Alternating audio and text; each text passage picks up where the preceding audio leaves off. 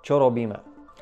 Aktuálne developujeme projekty do výstavby fotovoltaických parkov, čo v skutočnosti obnáša tieto aktivity. Prvá je vyhľadávanie prípojok do siete, kde je voľná kapacita, čo je asi tá najzložitejšia úloha. Druhá, v blízkosti týchto prípojných bodov, kde sú tie prípojky, hľadáme pozemky, ktoré buď prenajímame, alebo častokrát aj kupujeme.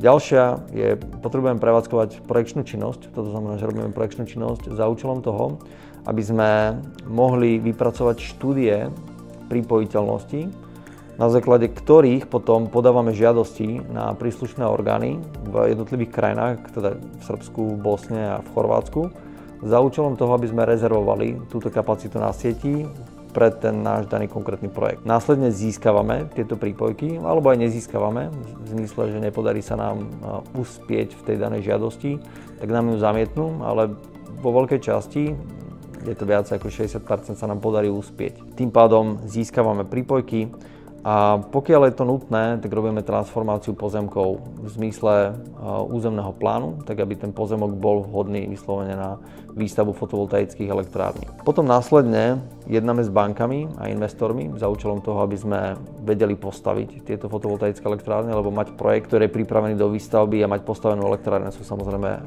odlišné veci. Následne tendrujeme spoločnosti na výstavbu a ten posledný krok samozrejme, že staviame tieto elektrárne, ale nie našimi rukami, ale vytendrovanými spoločnosťami. Tá posledná vec, pripájame a prevádzkujeme samotné elektrárne. Čiže to je v kocke to, čo robí vlastne developerská spoločnosť a čo robíme my v rámci nášho biznisu. Kto sú spolumajitelia? Takže ja to ešte raz poviem. Marcel Kamon, Martin Štríc. Ja osobne pôsobím v B2B konzultingu, kde som sa špecializoval prevažne na marketing, obchod, HR a procesy. To, čo sa mi podarilo spraviť, je, že cez moje ruky prešli doslova stovky spoločností, kde sme nastavovali tieto typy aktivít od marketingu, predaja a tak ďalej.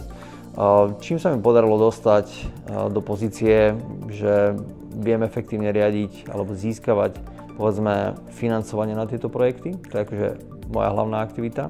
Môj spoločník zase má veľké skúsenosti, už viac ako 30-ročné skúsenosti v obchode, v realitách aj v energetike, až po nejaké väčšie developerské projekty, povedzme, že na Slovensku. A tým pádom máme ako keby v tíme, alebo máme v tíme skúsenosti na to, aby sme pokryli každú oblasť v rámci našej spoločnosti, aby sme vedeli doťahovať projekty do úspešného konca.